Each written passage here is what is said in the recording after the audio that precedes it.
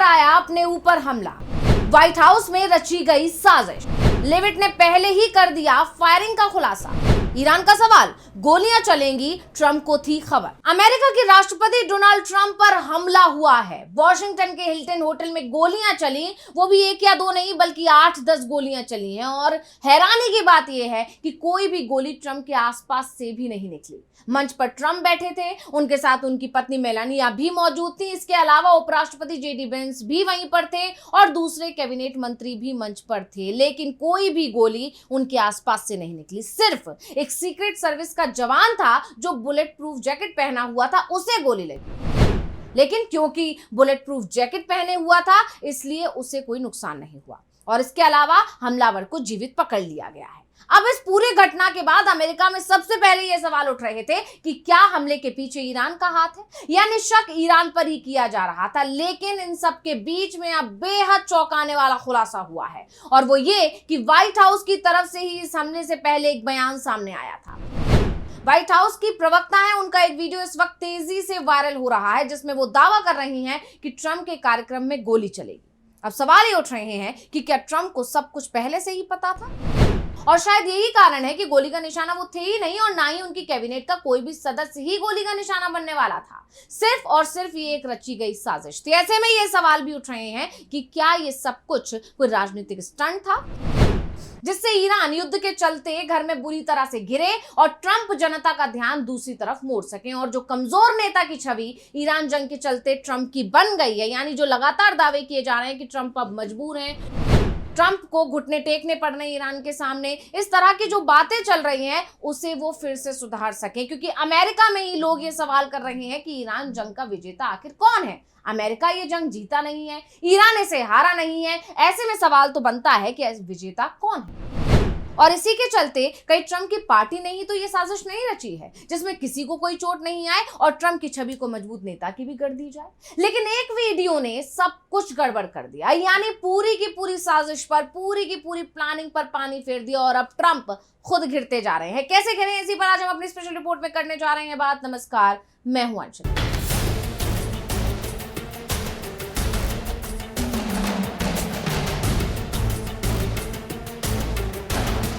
America की राजधानी Washington के हिल्टन होटल में व्हाइट हाउस कॉरेस्पोंडेंट्स डिनर के दौरान अचानक अफरा तफरी मच गई। सीक्रेट सर्विस के एजेंट ने चिल्लाकर कहा गोली चली है और घटना का वीडियो सामने आया जिसमें लोग भागते हुए भी नजर आ रहे हैं।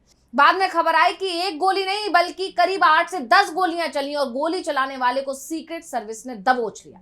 पहले अमेरिकी मीडिया में यह खबर भी चलाने लगी थी कि इसके पीछे ईरान का हाथ हो सकता है, लेकिन फिर व्हाइट हाउस की प्रेस सचिव हैं कैरोलिन लेविट, उनका एक वीडियो सोशल मीडिया पर वायरल होना शुरू हो गया और इस वीडियो ने पूरी की पूरी पोल खोल कर रख दी। ये वीडियो कार्यक्रम शुरू होने से कुछ देर पहले का है जिसमें लेविट कहती हुई दिख रही हैं कि आज रात को गोलीबारी होगी और फॉक्स न्यूज से बात करते हुए लेविट कहती दिखाई दे रही हैं, आज की रात देखने लायक होने वाली है। आज रात ट्रंप के संबोधन में उनका अंदाज दिखेगा, कार्यक्रम में ट्रंप गर्मजोशी भर देंगे और गोलीबारी होगी, इसलिए सभी को इसे देखना चाहिए। ये वाकई शानदार होगा, मैं इसे सुनने के लिए उत्सुक हूं।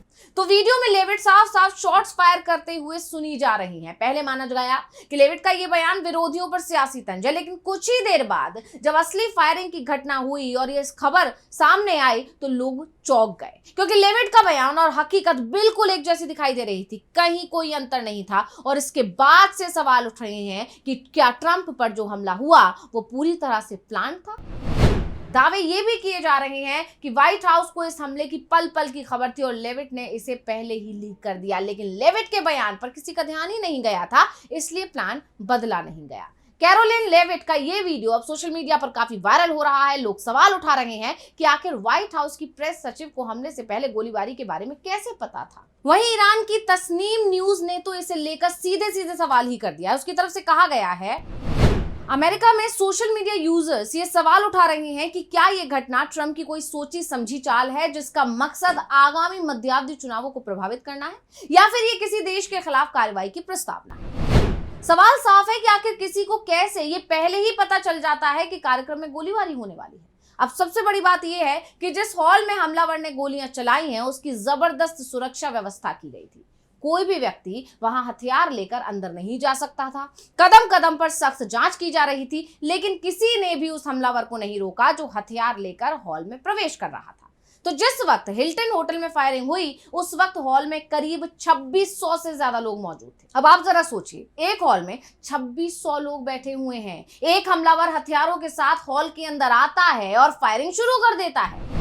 उसके पास इतना वक्त होता है कि 8-10 फायर करता है। चारों तरफ हड़कंप मच जाता है, भगदड़ होने लगती है। जान बचाने के लिए लोग गेट डाउन चिल्लाते हुए टेबलों के नीचे छिपने लगते हैं और हमलावर कुछ देर तक एक के बाद एक फायर करता रहता है। बाद में सीक्रेट सर्विस के एक एजेंट हमलावर को पकड़ लेते हैं। लेकिन सवाल ये उठ रहे हैं कि इतने लोगों की भीड़ में किसी को कोई गोली क्यों नहीं लगी? और अगर हमलावर का निशाना ट्रंप थे, तब मंच पर बैठे किसी भी व्यक्ति को गोली क्यों नहीं लगी? और यही कारण है कि ईरानी न्यूज एजेंसी की तरफ से भी यह सवाल किया जा रहा है कि क्या यह सब प्लान था? क्या ट्रंप की टीम ने खुद ही इस पूरे हमले का ड्रामा किया था? क्योंकि 8-10 गोलियां चलती हैं और कोई घायल नहीं होता, ये अपने आप में हैरान करने वाली बात है। ट्रंप की जगह सीक्रेट सर्विस पहले उपराष्ट्रपति को बचाती दिखाई देती है, जैसे कि उन्हें पता हो कि राष्ट्रपति हमलावर का निशाना नहीं है। अगर ट्रंप हमलावर का निशाना नहीं थे तो फिर हमला क्यों हुआ? और सबसे बड़ी बात यह कि ट्रंप खुद इस बात को बोल रहे हैं कि मैं चाहता था कि कार्यक्रम को रद्द नहीं किया जाए। आप सोच सकते हैं कि एक कार्यक्रम में गोलियां चलें, राष्ट्रपति की जान को संकट हो और वो कहे कि कार्यक्रम पर रोक नहीं लगनी चाहिए। लेकिन सीक्रेट सर्विस के एजेंट्स ने ट्रंप की बात नहीं मानी। तब उन्होंने कहा कि मैं आधा घंटे में प्रेस कॉन्फ्रेंस करूंगा। अब सवाल ये उठ रहे हैं कि क्या आधे घंटे में घटना की शुरुआती जांच भी पूरी हो सकती थी, जिसका खुलासा ट्रंप अपने प्रेस कॉन्फ्रेंस में करते? इसलिए ईरान सवाल कर रहा है कि ट्रंप अपनी गिरती लोकप्रियता से घबराए हुए हैं, जिसके चलते उन्होंने खुद पर ही हमला करवाने का नाटक किया, जिससे वो खुद को मजबूत नेता के रूप में पेश कर सके। लेकिन व्हाइट हाउस की प्रेस सचिव कैरोलिन लेविट के एक वीडियो ने ट्रंप का पूरा प्लान ही फेल कर दिया। वैसे अब सभी की नजरें इस पूरे मामले की जांच पर टिकी हुई हैं। वैसे ट्रंप के करीबियों का दावा यह भी है कि हमलावर डेमोक्रेट समर्थक हैं और 2024 के राष्ट्रपति चुनाव में उसने कमला हैरिस को चंदा भी दिया था। यानी अगर कोई ये सोचे कि हमले के पीछे ट्रंप समर्थकों का ही कोई ड्रामा रचा गया है तो वो सही नहीं है। लेकिन क्या सिर्फ डेमोक्रेट समर्थक होना और वो 2 साल पहले उससे ये साबित हो जाता है कि हमले के तार व्हाइट हाउस से जुड़े हुए नहीं है? क्योंकि लेविट का बयान हो या फिर जिस तरह से हमले के बावजूद किसी को कोई गंभीर चोट नहीं आने का मामला हो, या फिर ट्रंप के ताबड़तोड़ मीडिया को दी गई बाइट हो, हर संकेत बता रहा है कि इस हमले के पीछे कुछ ना कुछ तो गड़बड़ जरूर हुई है। और इसीलिए दावे किए जा रहे हैं कि ट्रंप ने यह हमला खुद करवाया है। तो स्पेशल रिपोर्ट आपको कैसी लगी हमें कमेंट करके अपनी राय जरूर दीजिएगा। इसी के साथ मुझे दीजिए इजाजत। देखते रहिए डीवी लाइव। नमस्कार।